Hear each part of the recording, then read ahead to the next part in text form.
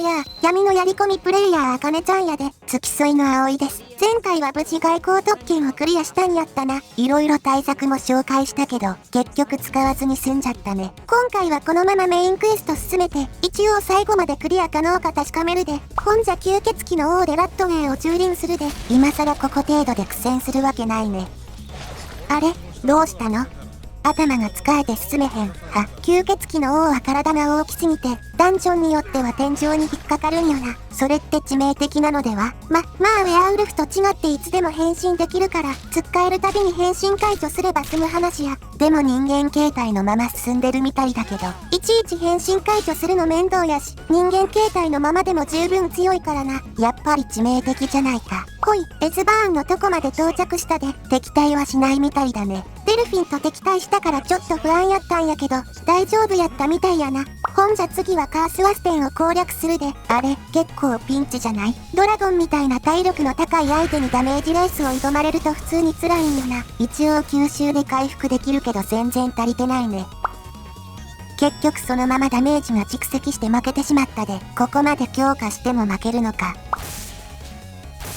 ほい、今度はフォースウォーンをおとりにしてドラゴンを先に倒したで、あとは残ったフォースウォーンを片付けるだけやな。人間相手ならどうとでもなるね。特にパワーアタックでとどめを刺すと全開できるのが助かるな。そういえばそんな能力もあったね。ハイブリッドスタックで最大体力は強化されとるが、回復手段がないと結局ダメージが蓄積して死んでまうからな。さっきも生命低下の吸収が追いつかなくて死んじゃったしね。素の吸血鬼の王やと詰め攻撃が弱すぎて繊細な体力調整が必要やったんやけど、ハイブリッドスタックの攻撃力なら狙って出すのも容易やで、そういう利点もあるんだね。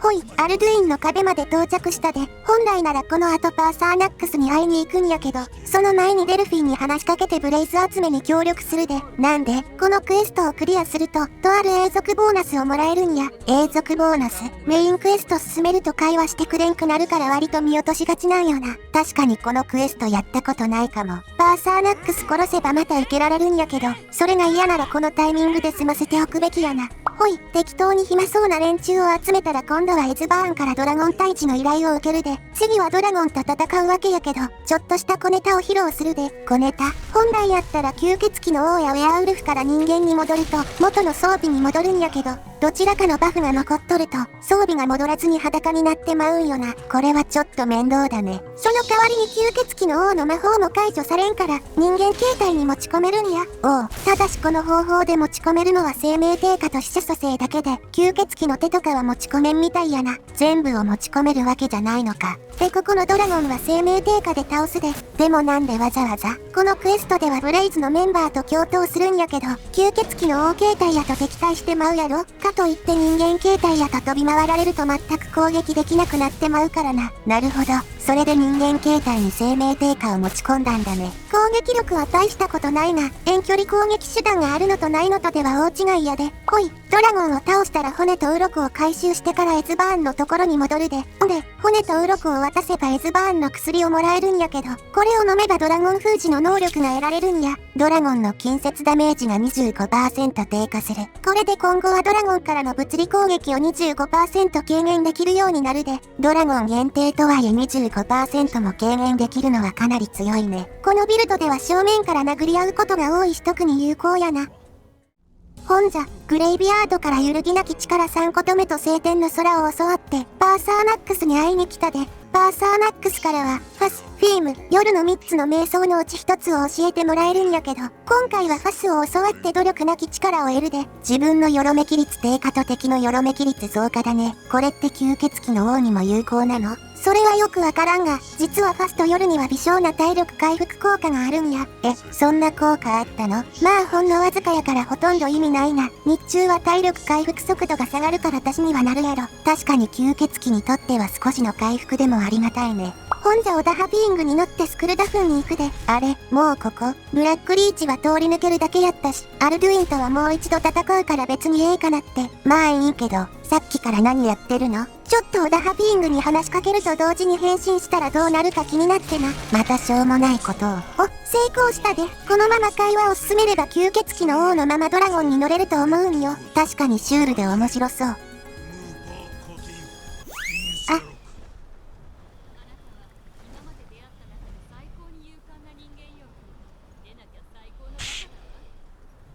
最高のバカですねこれは。ほい、無事スクルタフンに到着やで。無事、ここの戦闘も基本楽勝やったんやけど、頂上のドラゴンみたいには苦戦したで。あれ、ここのドラゴンってこっちから手を出さない限り襲ってこなかったよね。そのはずなんやけど、吸血鬼の王に変身しとるからか問答無用で襲われたで。生命低下の吸収茶回復が追いつかんから、やられる前にやるしかないんやけど。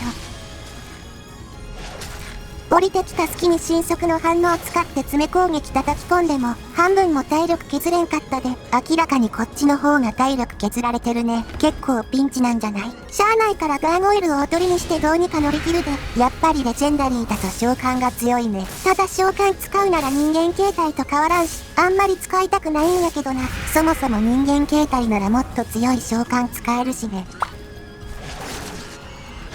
ほい、結構危なかったがドラゴン2体をどうにか倒せたで。あとは頂上のナークリーンを適当に倒して。ほい、ソブンガルで到着やで。ついにここまで来たね。勇気の間に入るにはツンの試練を突破せなあかんのやけど、こいつは吸血鬼の手が有効やから、崖からポイするで。よし、いいのかこんな方法で。本座勇気の間に入るで。実はこの中も行動が封印されるんやけど。さすがにここでは誰も敵対せんみたいやな。もし敵対されたらどうするつもりだったの？多分外に出ればイベント進行するから、どの道問題なかったと思うで。そっか、別に誰かに話しかける必要ないもんね。ほんじゃいよいよアルドゥイン戦やで。さっきのドラゴンには苦戦してたけど大丈夫？大丈夫や。最強吸血鬼の力とくと見せてやるで。おう。ほら、吸血鬼パンチ、吸血鬼パンチ。これが最強吸血鬼の力や。ちょっと、吸血鬼の王に変身しないの？いや、変身したらドラゴンレンド使えんやん。